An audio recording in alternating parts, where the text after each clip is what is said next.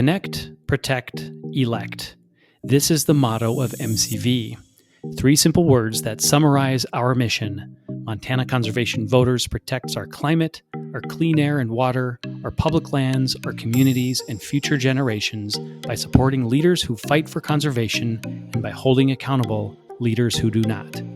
We put our mission to the test last December after we had enough lip service from Senator Steve Daines and his history of failing to fully fund the Land and Water Conservation Fund.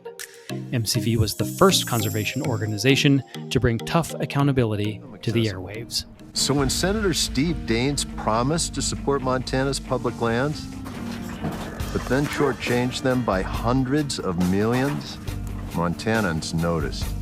Fast forward several months, Senator Daines, under lots of pressure from MCV and the people he serves, introduced the Great American Outdoors Act.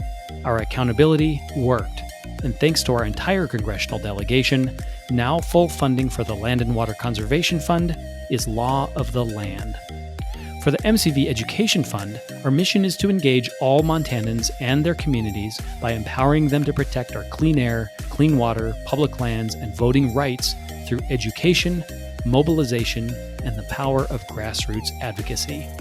This is work we take great pride in doing, and we still have a long way to go.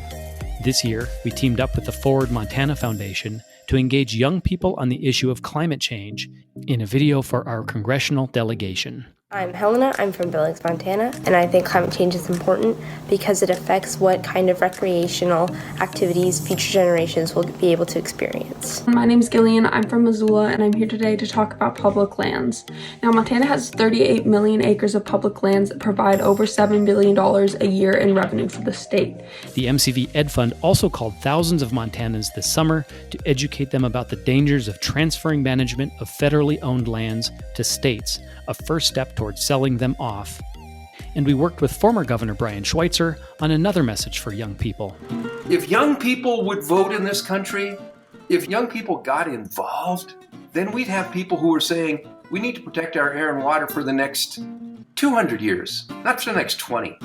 We need to protect public lands so that we continue to access them for the rest of our lives. We do all of this work knowing there's nothing more important than fighting for the future of the world we share.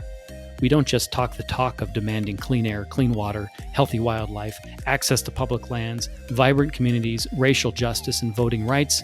We do our best to walk the walk.